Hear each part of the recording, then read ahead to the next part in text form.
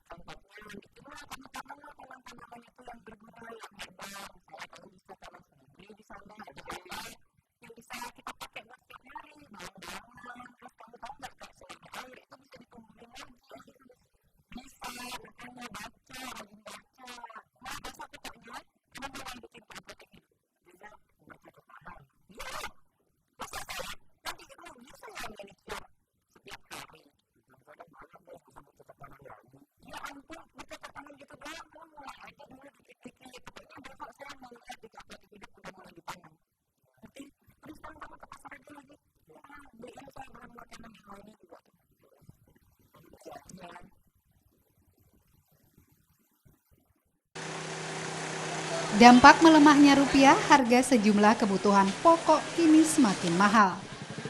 Seperti yang terjadi di Pasar Badung Denpasar.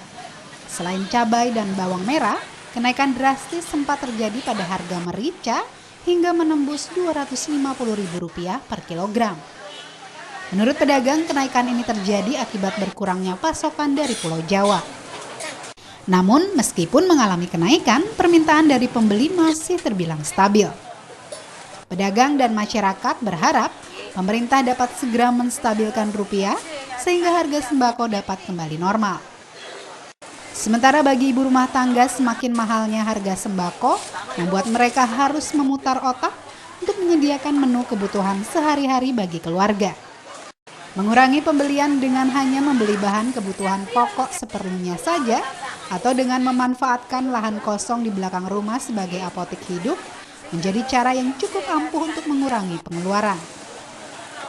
Berikut tips belanja hemat yang dapat membantu Anda menekan pengeluaran.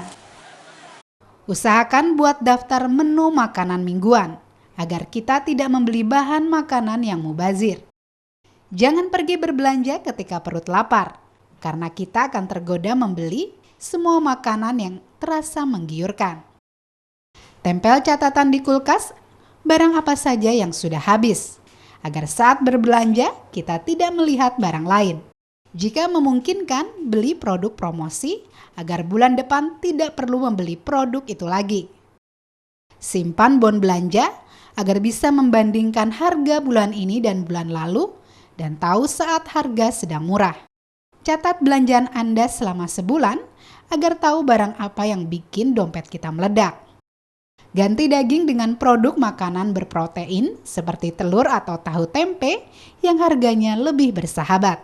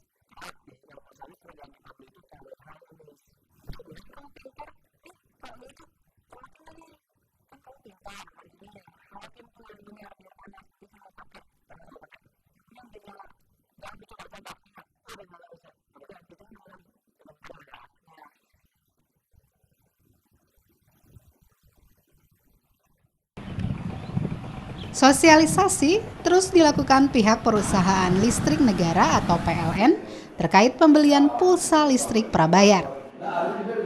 Hal ini dilakukan agar masyarakat semakin paham bahwa pembelian pulsa listrik berbeda dengan pulsa telepon. Dalam pulsa listrik, perolehan jumlah token tidak akan sama dengan jumlah nominal uang yang dikeluarkan. Perolehan jumlah token disesuaikan dengan daya setiap pelanggan serta tingkat subsidi yang diberikan pemerintah.